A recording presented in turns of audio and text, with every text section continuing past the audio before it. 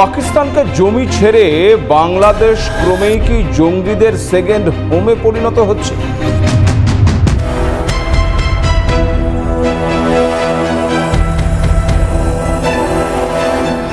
বাংলাদেশের মাটিকে ব্যবহার করে ভারতে হামলার ছক কষছে পাকিস্তান।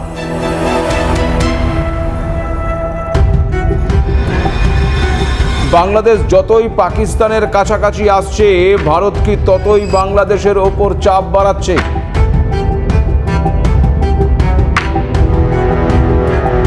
ভারতের একের পর এক সিদ্ধান্তে কতটা চাপে বাংলাদেশ?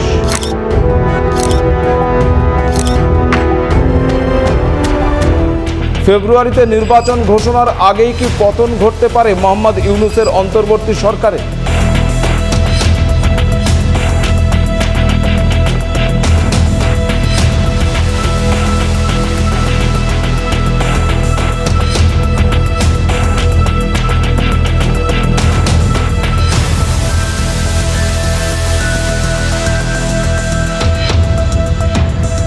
আপনি দেখতে শুরু করেছেন এডিটরস ডায়েরি।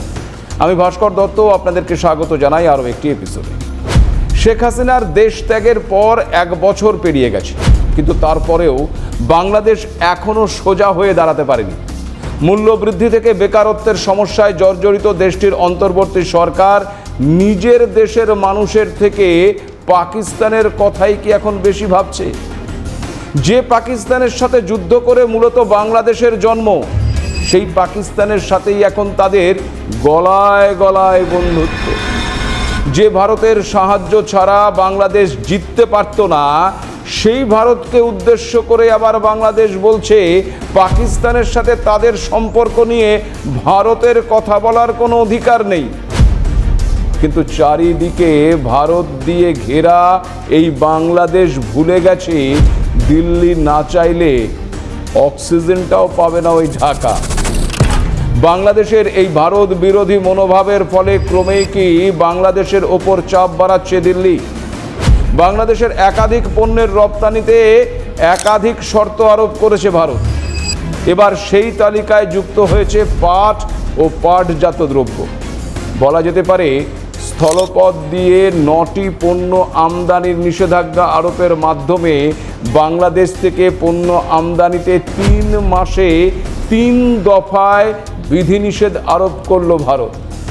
সোমবার directorate general of foreign trade স্পষ্ট জানিয়ে দিয়েছে যে ভারত বাংলাদেশ থেকে সমস্ত স্থলপথ দিয়ে পাটজাত দ্রব্য বা দড়ি আমদানির ওপর নিষেধাজ্ঞা আরোপ করছে। অর্থাৎ বাংলাদেশ আর ওই স্থলপথ দিয়ে ভারতে পাট বা পাট জাতীয় পণ্যের কাপড়, পাটের দড়ি কিংবা পাটের তৈরি বস্তা বা ব্যাগ আর রপ্তানি করতে পারবে না। জলপথে একমাত্র মুম্বাইয়ের ওই নভসেবা বন্দরের মাধ্যমেই এই পণ্যগুলো রপ্তানি করতে পারবে। আপনাদের জানাই, এর আগে 8ই এপ্রিল অন্য দেশে পণ্য রপ্তানির জন্য বাংলাদেশকে দেওয়া ট্রান্সশিপমেন্ট সুবিধে বাতিল করেছিল ভারত। 2020 সালের 29শে জুন বাংলাদেশ আর ভারতের মধ্যে এই চুক্তি হয়েছিল। ট্রান্সশিপমেন্ট প্রক্রিয়া চালু থাকবে 2 দেশের মধ্যে। এই ট্রান্সশিপমেন্ট প্রক্রিয়াটা কি? ট্রান্সশিপমেন্ট প্রক্রিয়ার মাধ্যমে ভারতের ভূখণ্ড ব্যবহার করে বাংলাদেশের পণ্য তৃতীয় কোনো দেশে পাঠাতে পারবে। অর্থাৎ পণ্য পাঠানোর জন্য বাংলাদেশ ভারতের সমুদ্র বা বিমানবন্দর ব্যবহার করতে পারবে। কিন্তু গত 8ই এপ্রিল সেই ট্রান্সশিপমেন্ট সুবিধে বাতিল করে দেয় ভারত।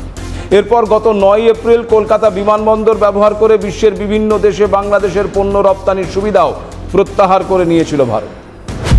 এরপর গত 17ই মে স্থলবন্দর দিয়ে বাংলাদেশের রেডিমেড পোশাক, প্রক্রিয়াজাত খাদ্য, প্লাস্টিক, কাঠের আসবাব, সুতো এবং সুতো দিয়ে তৈরি পণ্য, ফল এবং ফলের জুস জাতীয় প্রোডাক্ট, সফট ড্রিঙ্কস সহ আরও বেশ কয়েকটি পণ্য রপ্তানিতে নিষেধাজ্ঞা আরোপ করেছিল ভারত।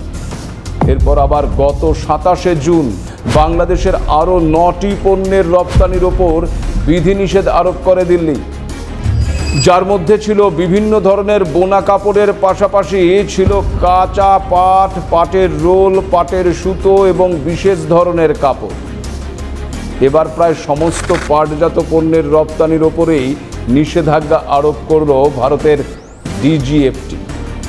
এতদিন বাংলাদেশ থেকে ভারতে পাট ও পাটজাত পণ্যের প্রায় 99% রপ্তানি হতো স্থলপথ দিয়ে।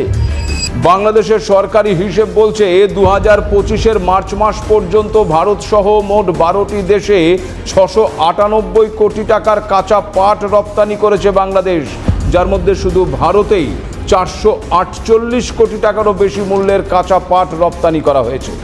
আর এর পুরোটাই হয়েছে ওই স্থলবন্দর দিয়ে। খুব স্বাভাবিকভাবেই বাংলাদেশের অর্থ উপার্জনের এই সহজ পথটি এবার বন্ধ করে দিল ভারত, যার জেরে বাংলাদেশের অর্থনীতি ব্যাপক প্রভাব পড়তে পারে বলেই মনে করছে বাংলাদেশের অর্থনীতিবিদরাই। বাংলাদেশের অর্থনীতির বেহাল অবস্থার তথ্য গত 5ই আগস্টের বর্ষপূর্তিতে ভরসাহীন ইউনূসের ফুরোচ্ছেদিন এই শীর্ষক এপিসোডে আপনাদের সামনে তুলে ধরেছিলাম। তাতে কেউ কেউ বলেছিলেন বাংলাদেশ ইউনূসের আমলে নাকি ভালো আছে। আসুন এবার একটু বাংলাদেশের সংবাদ মাধ্যমের প্রতিবেদন আপনাদের সামনে তুলে ধরি। যদিও শেখ হাসিনার আমলের মতো ইউনূসের আমলেও বাংলাদেশের সংবাদ মাধ্যমের কণ্ঠরোধের অভিযোগ উঠেছে বারবার, তবুও কিছু সংবাদ মাধ্যম আছে যারা সাহসিকতার পরিচয় রাখে। তার মধ্যে কালের কণ্ঠ নামক সংবাদ সংস্থা গত 8ই আগস্টের একটি প্রতিবেদনে তারা অত্যন্ত তাৎপর্যপূর্ণভাবে লিখছে। দেখুন সেই প্রতিবেদনে কি লেখা হয়েছে। যে 5ই আগস্ট নিয়ে ইউনূসের এত উল্লাস, সেই 5ই আগস্ট গুলিতে আহত শিশুকে শহীদ বানানো হয়েছে। শুধু তাই নয়, এরপর এই ঘটনা হত্যা মামলা রুজু করা হয়েছে এবং যার জেরে চলছে গ্রেপ্তার এবং জুলুমবাজি। শিশুটির বাবাকে রীতিমতো ভুলিয়ে ভালিয়ে তার জীবিত ছেলেকে মৃত দেখিয়ে আদালতে মৃত্যুর মামলা করা হয়েছে, যার জেরে রীতিমতো আতঙ্কে দিন কাটাচ্ছেন ওই পরিবারটি। আর এই গোটা কর্মকাণ্ডটির জন্য পরিবারটি কেরানীগঞ্জের জাতীয় নাগরিক পার্টি অর্থাৎ ওই এনসিপির নেতা মোহাম্মদ শাহজাহান সম্রাটের বিরুদ্ধে অভিযোগ করেছে। এই জাতীয় নাগরিক পার্টি বা এনসিপি হলো সেই দল যা মূলত এক প্রকার ওই মোহাম্মদ ইউনূসের আশীর্বাদে তৈরি করেছিল বাংলাদেশের বৈষম্য বিরোধী ছাত্র আন্দোলন এবং জাতীয় নাগরিক কমিটির সদস্যরা। সেই আদর্শবাদী দলের নেতা এই শাহজাহান সম্রাট কি করেছেন দেখুন। জীবিত সোহাগকে মৃত বলে 2024 সালের 3রা সেপ্টেম্বর মামলা দায়ের করিয়ে 118 জনকে আসামি করা হয়। 4 মাস পর জানা যায় সোহাগ জীবিত। কালের কণ্ঠের অনুসন্ধান বলছে এই সম্রাট ওই পরিবারকে 30 লক্ষ টাকা আর 4 কাঠা জমি দেবার কথা বলেছিল। ভাবুন একবার, এনসিপি নামক রাজনৈতিক দলের চুনোপুটিরা যদি এমন করতে পারে, তাহলে গত 1 বছরে ওই বড় বড় মাতব্বরেরা কি করেছেন। বাংলাদেশের যারা এখনো দাবি করছেন ইউনূসের আমলে নাকি তারা ভালো আছেন, তাদের আরও একটা তথ্য দিই। না, এটাও আমরা তৈরি করিনি বা আমাদের মন গড়া কাহিনী নয়। বাংলাদেশের সংবাদ মাধ্যম ওই কালের কণ্ঠ এক্ষেত্রে আন্তর্জাতিক সংবাদ সংস্থা আল জাজিরাকে কোট করেছে, যেখানে বলা হয়েছে আল জাজিরা, রয়টার্স সহ বিশ্বের গুরুত্বপূর্ণ গণমাধ্যমগুলো বাংলাদেশের অন্তর্বর্তী সরকারের ব্যর্থতাকেই শিরোনামে তুলে ধরেছে, যা নিঃসন্দেহে একটি রাজনৈতিক সতর্ক এবং সংকেত এবং হতাশার বলেও উল্লেখ করা হয়েছে। তাহলেই বুঝুন বাংলাদেশের আম জনতা এই মুহূর্তে কেমন আছেন। কিন্তু তারপরেও লজ্জা নেই বাংলাদেশে। পাকিস্তানের সাথে হাত মিলিয়ে ভারতের বিরোধিতায় মশগুল তারা। সামনেই কি বড় বিপদ ধেয়ে আসছে বাংলাদেশের জন্য। একেবারে হাবুডুবু খাবে তারা। বাংলাদেশ শুধু পাকিস্তানের সাথে সখ্যতা বাড়াচ্ছে তা নয়, পাশাপাশি পাকিস্তানের থেকে সামরিক সাহায্যও নিচ্ছে বলে খবর। ইতিমধ্যে পাকিস্তান সফর করেছেন বাংলাদেশের সেনাবাহিনীর শীর্ষ পর্যায়ের এক প্রতিনিধি দল। রীতিমতো পাকিস্তানের সামরিক নেতৃত্বের সঙ্গে রাওয়ালপিন্ডিতে বৈঠক করেছেন তারা। আগামী 23শে আগস্ট বাংলাদেশ সফরে আসছেন পাকিস্তানের উপপ্রধানমন্ত্রী তথা বিদেশমন্ত্রী ইশাক দার। আর মার্কিন মুলুকে দাঁড়িয়ে ভারতের পূর্ব দিকে হামলা চালানোর হুমকি দিচ্ছেন পাক সেনা প্রধান আসিম মুনির। পাকিস্তানের পক্ষে ভারতের পূর্ব দিকে হামলা চালানো ভৌগোলিকভাবেই কষ্টসাধ্য বিষয়। তাই মুনিরের এই মন্তব্য অত্যন্ত তাৎপর্যপূর্ণ বলেই মনে করছে বিশেষজ্ঞ মহল। এক্ষেত্রে কি তবে বাংলাদেশের মাটিকে ব্যবহার করে ভারতের পূর্ব দিকে হামলা চালানোর ছক কষছে পাকিস্তান? এমন প্রশ্ন উঠে আসছে বিভিন্ন মহল থেকে। তবে পাক সেনা প্রধানের মন্তব্যের কড়া জবাব ইতিমধ্যে ভারত দিয়ে দিয়েছে। মার্কিন মুলুকে গিয়ে মুনিরের এই মন গড়া খেয়ালি পোলাও যে একেবারেই অখাদ্য তার বলার অপেক্ষা রাখে না। কিন্তু আমেরিকার হাতের পুতুল পাকিস্তানকে দেখে যদি বাংলাদেশ বেশি লাফালাফি করে, তবে তাদের কপালেও যে শনি নাচছে তা বলাই যায়। ইতিমধ্যেই ভারতের একাধিক বিধিনিষেধের ফলে ভাড়েমা ভবানী অবস্থা বাংলাদেশে। তার উপর এবার হাবুডুবু খেতে চলেছে তারা। কি বুঝলেন না তো? তাহলে দেখুন এই ছবিটি। যে ছবিটি দেখছেন তা হলো ভারতের ফরাক্কার গঙ্গার এই সময়ের ছবি। বিপদ সীমার ওপর দিয়ে বইছে গঙ্গার জল। দুকুল ছাপিয়ে যা আবার ঢুকে পড়েছে পার্শ্ববর্তী কিছু গ্রামেও। ফরাক্কার সমস্ত গেট খুলে দিলে, মানে ফরাক্কা ব্যারেজের সমস্ত গেট খুলে দিলে ওই জল যে সোজা পদ্মায় গিয়ে পড়বে তা সবাই জানে। আর এই বিপুল জলরাশি অনায়াসেই বাংলাদেশকে প্লাবিত করবে। এমনিতেই প্রতি বছর বন্যায় খাবি খেতে হয় বাংলাদেশকে। এবার ভারতে বর্ষার পরিমাণ বেশি, ফলে নদীগুলো রীতিমতো ফুঁসছে। বন্যার প্রকোপও তাই ভয়াবহ হওয়ার আশঙ্কা করা হচ্ছে। এদিকে আর্থিক ডামাডোল, অন্যদিকে আবার প্রাকৃতিক দুর্যোগ। জেরবার হতে চলেছে কি ইউনূস সরকার। এর মাঝেই আবার আরও একটি খবর ইউনূসের রাতের ঘুম উড়িয়ে দিয়েছে বলে মনে করছে অনেকেই।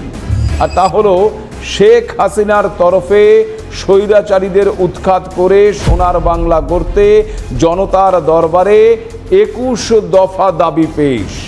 ফ্যাসিস্ট ইউনূস সরকারকে হটাতে গণ আন্দোলনের ডাক দিয়েছেন মুজিব কন্যা। রবিবার আওয়ামী লীগের অফিসিয়াল এক্স হ্যান্ডেলে এই ২১ দফা দাবি তুলে ধরেছেন তিনি। ২১ দফা দাবির মধ্যে রয়েছে বাংলাদেশের সুস্থ গণতন্ত্র ফেরানোর পাশাপাশি সংবাদ মাধ্যমের স্বাধীনতা, নারী এবং সংখ্যালঘুদের সুরক্ষা সুনিশ্চিত করা এবং জাতির জনক শেখ মুজিবুর রহমানের ঐতিহ্যমণ্ডিত ধ্বংসপ্রায় স্থানগুলিকে সংস্কার করা। ইউনূস সরকারকে ক্ষমতাচ্যুত করতে আরও একবার মুক্তিযুদ্ধের আহ্বান জানিয়েছেন প্রাক্তন প্রধানমন্ত্রী শেখ হাসিনা। একটি দীর্ঘ চিঠিতে জনসাধারণকে দেশের পরিস্থিতি সম্পর্কে রীতিমতো অবগত করিয়েছেন তিনি। হাসিনা জানিয়েছেন, দেশের অর্থনীতি সম্পূর্ণ ভেঙে পড়েছে, মানুষের ন্যূনতম নাগরিক অধিকারটুকুও খর্ব হয়েছে, সংবাদ মাধ্যম শিকলবন্দি, দিকে দিকে মহিলারা অত্যাচারিত হচ্ছে। এ যেন ৭১-এর খান সেনার ফিরে আসার মতো ঘটনা।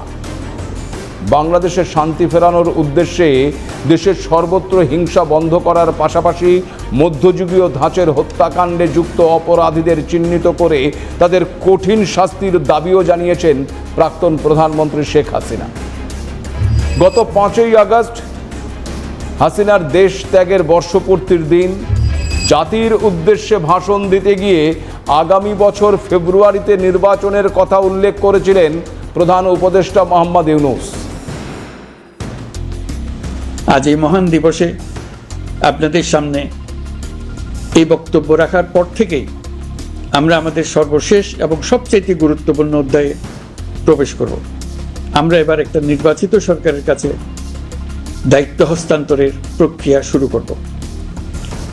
অন্তর্বর্তী সরকারের পক্ষ থেকে আমি প্রধান নির্বাচন কমিশনারের কাছে চিঠি পাঠাবো, যেন নির্বাচন কমিশন আগামী রমজানের আগে ২০২৬ সালের ফেব্রুয়ারি মাসে জাতীয় নির্বাচন অনুষ্ঠানের আয়োজন করেন। আপনারা সকলেই দোয়া করবেন যেন সুন্দরভাবে নির্বাচন অনুষ্ঠান করে এদেশের সকল নাগরিক একটি নতুন বাংলাদেশ গড়ার কাজে সফলভাবে এগিয়ে যেতে পারে।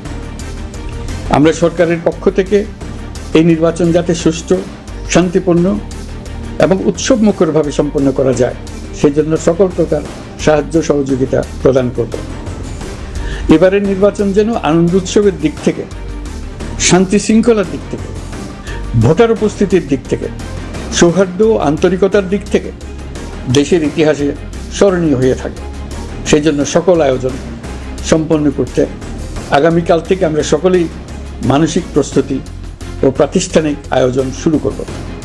আর তার ঠিক কয়েকদিন পরেই হাসিনার এই অবস্থান অত্যন্ত তাৎপর্যপূর্ণ। হাসিনা মূলত ইউনূস সরকারের আমলে বারবার সংখ্যালঘুদের উপর হামলার ঘটনাকে হাতিয়ার করেছেন। পাশাপাশি বাংলাদেশে যেভাবে মৌলবাদী সংগঠনগুলো সোচ্চার হয়েছে তার বিরুদ্ধেও সরব হয়েছেন তিনি। পাশাপাশি বাংলাদেশে মেয়েদের উপর হিংসার ঘটনা বন্ধ করার সঙ্গে নারীদের অধিকার এবং সুরক্ষা সুনিশ্চিত করার দাবি জানিয়েছেন হাসিনা। বাংলাদেশের আম জনতাও বুঝতে পারছেন তারা কি অবস্থায় ছিলেন আর এখন কি অবস্থায় আছেন। ফলে আগামীতে তারা কি অবস্থায় থাকতে চান সেটাও তাদেরই ঠিক করতে হবে। একটি মানুষ ক্ষমতায় বসে শুধু নিজের স্বার্থ সিদ্ধি করে গোটা দেশটাকে একেবারে খাদের কিনারায় দাঁড় করিয়েছেন। বাংলাদেশিদের একটা বিরাট অংশ মনে করছে গত 1 বছরে বাংলাদেশ আরো কয়েক বছর পিছিয়ে গেছে। এই অবস্থায় পদ্মার জল এখন কোন দিকে বয় সেটাই দেখায়। আজ এ পর্যন্তই, নমস্কার।